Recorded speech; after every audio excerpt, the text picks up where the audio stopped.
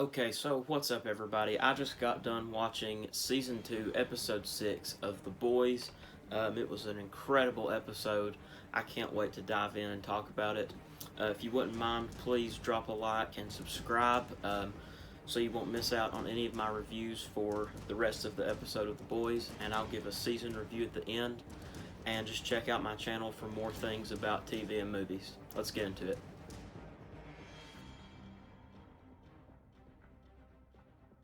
So the episode starts out 8 years in the past, and throughout the whole episode we get little bits and pieces of Frenchie's past, which is something that I was really glad to see. I've been wondering about him for a long time, but we see him, and all we know here at the first is that he's robbing a bank, and later we see what that leads to, which I was hoping they wouldn't cliffhang us with that. I didn't think they would, but we see as the episode goes on what that bank robbery leads to, and then all the way up until something big in the episode. So next we see a scene of Frenchie and Huey, and Frenchie's trying to pull Starlight's chip out so that Vought can't track her, and they're successful in doing it, so they get the chip out of Starlight. After that, it cuts to a scene with Homelander and Stormfront, and as we saw at the end of last episode, they're getting a little touchy-feely, if you know what I mean. So they don't hold back in this scene either. They stop a criminal, and Homelander basically ends up crushing his face, and then, yeah, you know what happens next.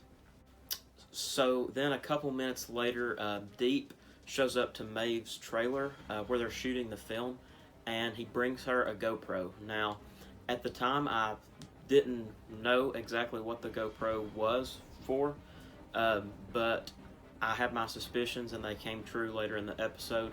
We find out that the GoPro was belonging to somebody on the plane that Maeve and Homelander were sent to rescue in Season 1, but they ended up leaving the plane and everybody died. So now Maeve has sort of leverage over Homelander. She can use the GoPro, use the footage off of that to kind of get what she wants with him.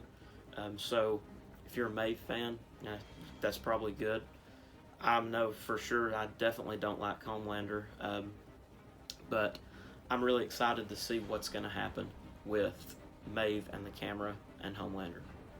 So then we go back 8 years again, and we see that Frenchie has been arrested, and the colonel that recruited Butcher and MM actually showed up to the prison and recruited Frenchie as well. Now at first he didn't really want to go with her. He was kind of giving her some back talk, but after a little bit of persuasion she got him to join the team. And then after that, we see a little bit of a different side to Homelander.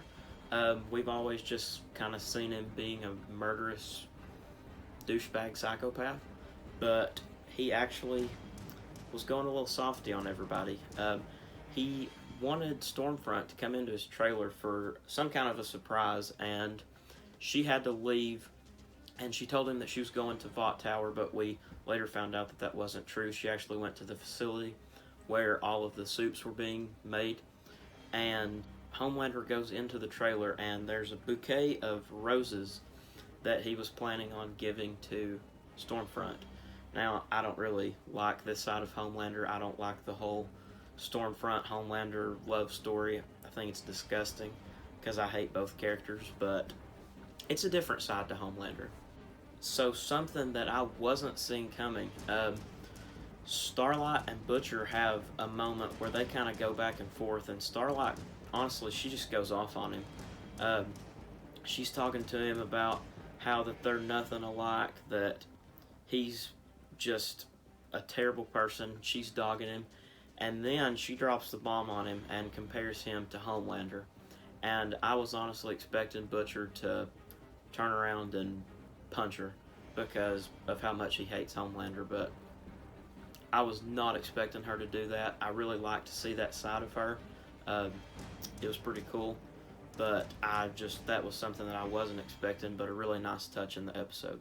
So the facility that Frenchie, and Kamiko were in, it turns out that Lamplighter was there, and if you don't remember who Lamplighter is, he was the original member of the Seven that Starlight ended up replacing. Um, his power is obviously with fire. He can control fire. We see that in the episode he'll click a lighter and he can control where that fire goes. He's honestly a pretty good character. I like him so far. We kind of get to see some of that backstory in what happened with him and the Colonel's grandchildren and Frenchie. So that was a really good part of the episode, and I'm really glad he showed up in this episode.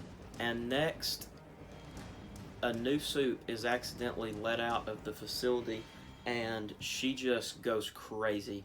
She's killing all the guards, and she's letting all the other soups out, and I honestly didn't know what was going to happen at that point, but to my surprise, Lamplighter actually worked with Frenchie, and Kamiko to try to get out of the facility. So they kind of teamed up there for most of the episode to try to escape the facility, because that girl was powerful, and I don't know what's going to happen with her, because we see at the end of the episode that she gets in a car hitchhiking, so I don't know what's going to happen. Okay, then one of the soups gets out, and he doesn't really seem like he's all that mentally stable, and he lets out a force field sort of thing.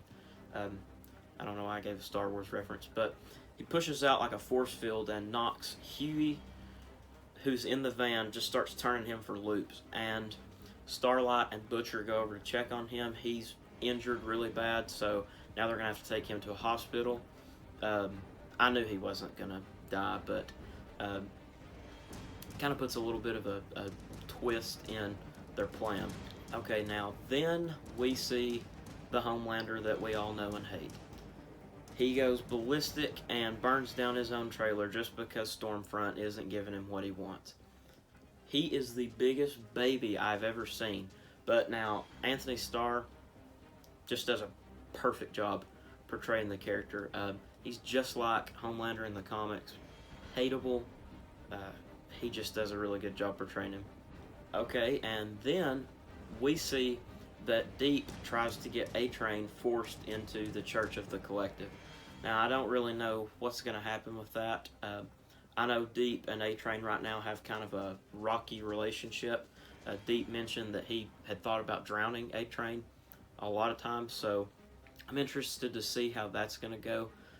But after that, it cut back to 5 years ago, and this was a really important scene. It showed Butcher, Frenchie, and the Colonel in a sort of a warehouse, and then Lamplighter walks in, and it's like they're trying to get Lamplighter to do a job for them, but the Colonel tells Frenchie to trail Lamplighter, and then Frenchie gets a call, and he has to go back to his apartment because his friend has overdosed. So he's trying to save him, and he can't pick between whether he needs to go back to Lamplighter or stay with his friend. He ends up helping his friend and then going back to Lamplighter, but Lamplighter was gone. And then we later find out that Lamplighter was sent to kill the Colonel, but he accidentally killed her grandkids.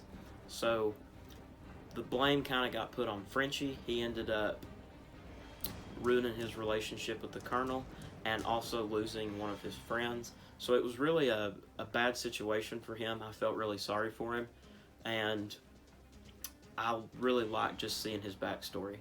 And then Lamplighter drops the bomb and says that Vought is trying to stabilize Compound V so that they can put it in adults. Now, with Compound V in the first season, we learned that it's given to babies, and you just grow up with it thinking that you're a superhero. But he mentions that Vought is trying to make it to where any adult can just inject it into them and become a superhero. And that's insane, because they could build an army of just soups and there'd be nobody to stop them. And then the moment we all saw coming, Lamplighter saved Frenchie, and Kamiko from Stormfront. She came back to the facility after all the chaos happened and was looking for him, and we didn't know if Lamplighter was going to give the boys up, or he was going to kind of take one for them, and he ended up taking one for the team, walking out, talking to her, and actually ended up saving all of them. Then back at the hospital, it was a moment that kind of felt nice. Huey had been stabilized. They said he was going to survive, and Starlot and Butcher have had a rocky relationship up to this moment. You can tell they don't like each other, but they have a really nice moment here, just kind of joking around, talking about Huey. And then they mention something, or Starlight mentions something. She says that he's too good for the both of them, and I really liked that line because Huey really is the silver lining of the show. He's just kind of that good old boy that hangs around with not so good people. Now, while we're all rooting for the boys, they do some questionable things, but Huey's kind of that silver lining, and she's right, he really is too good for any of them, but he's the glue that holds the team together, so I really liked that moment between all of them. At the end of the episode, we see a car pull up behind an ambulance, and the Colonel gets out wondering. She says, "Where is he? Where is he?" And I kind of thought she was talking about Frenchie at first, and then they open the doors to the ambulance, and it was Lamplighter. And she pulls a gun out on Lamplighter. I didn't think she would shoot him, and she ended up not shooting him. And that was a really good scene to end on for that crew, because it's leaving us wondering what's going to happen in these next couple episodes with Lamplighter and the boys. Is he going to join them, and then they'll have two suits with them, or three actually, Kimiko, Starlight, and Lamplighter, or is he going to run back to Bot? Who knows? And then another bomb was dropped on us. Stormfront tells Homelander, or she shows Homelander, that she has a daughter who died, and Homelander's obviously really confused, as anybody would be. And then she starts showing him pictures of her early life, and she says she was born in 1919 in Berlin, and then shows him a picture on her wedding day. And the big deal about this is that her husband is actually Bot, the man that created the company, and she was the first Compound V user, and she's been living since 1919. They got married, had a kid, but I thought that was a really interesting bomb to drop at the end of the episode. And then the last shot of the episode was the bald suit, the girl in the facility. I can't remember her name. We see that she actually lived. I thought that Stormfront killed her, but we see that she actually lived, and she got in a car hitchhiking, and that's how the episode ended. Now, overall, I really, really enjoyed this episode. It honestly might have been my favorite episode of the entire series so far. It set up so many things for the rest of the season, so many cliffhangers, and I just can't wait to see the rest of this season. Overall, I think I would give this episode a 9.5 out of 10. It was really, really good. Like I said, probably the best of the series.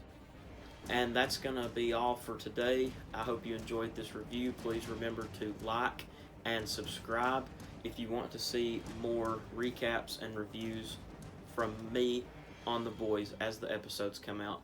Thank you for watching. Keep watching movies. Keep watching TV.